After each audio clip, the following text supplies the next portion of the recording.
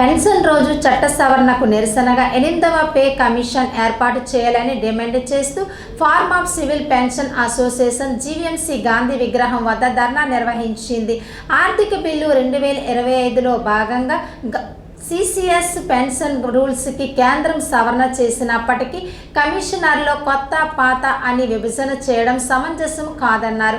ఇది రాజ్యాంగంలోని article 14కు వ్యతిరేకమన్నారు.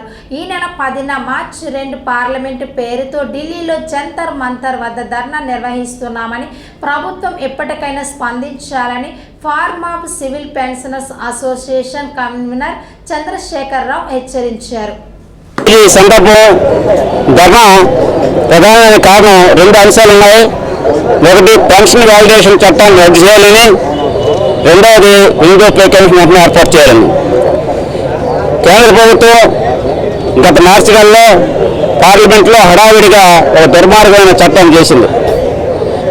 Parliament ఆర్థిక బిల్లులో భాగంగా పెన్షన్ రూల్స్కి సవరణలు చేసి చట్టం చేసింది.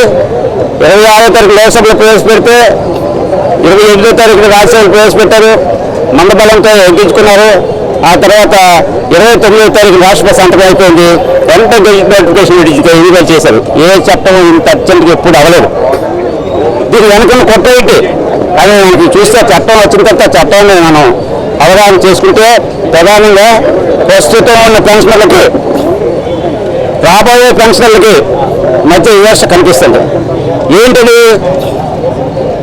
ఈ పెన్షన్ వాల్యుయేషన్ చట్టాన్ని pension rules central civil pension rules 1976 1976లో ఏర్పాటు చేసిన దగ్గర నుంచి ఈవేళ వరకు ఇక రాబోయే రోజుల్లో ఎప్పుడైనా సరే ఆ చట్టంలోని రూల్స్ని సవరించి ఆర్థిక ప్రయోజనాలు, ముఖ్యంగా ప్రస్తుతం ఈ వేళకు ఉన్నటువంటి పెన్షన్లకి ఆర్థిక ప్రయోజనాలు నష్టం కలిగిస్తుంది. ఈ 8వ పే కమిషన్ కూడా వేసిన తర్వాత అది ఎప్పుడు నుంచి అమలు జరుపుతారు అనే దాన్ని బట్టి ఆ తర్వాత రిటైర్ అయిన వాళ్ళకి ఆ పే కమిషన్ రిపోర్ట్ పూర్తి బెనిఫిట్స్ వస్తాయి. ప్రస్తుతం ఉన్న పెన్షనర్స్కి ఆ పూర్తి ప్రయోజనాలు రావు. ఈ చట్టంలో చూపిస్తుంది. కానీ కేంద్ర ప్రభుత్వం చెప్తుంది ఏంటి? ఆర్థిక మంత్రి నీలమ్మ సీతారామన్ కానీ మిగతా మంత్రులు కానీ చెప్పింది ఏంటంటే, మేము ప్రస్తుత పెన్షన్కి ఏ రకం నష్టం కలగకుండా చూస్తూ ఉన్నాం. చట్టంలో చేసింది చూస్తారా లేకపోతే నోటి మాట చూస్తారా అనేది పొందుపరిచినటువంటి ఒక అంశం ఉంది. అది పెన్షనర్లకి వ్యతిరేకంగా చేయబడింది. దానికి వ్యతిరేకంగా పోరాటం మనం మొదలుపెట్టాం. అనేక పోరాటాలు చేసాం. గత 2000 మందితో ధర్నా ఈరోజు నిర్వహిస్తున్నారు. ఈ సందర్భంలో దీన్ని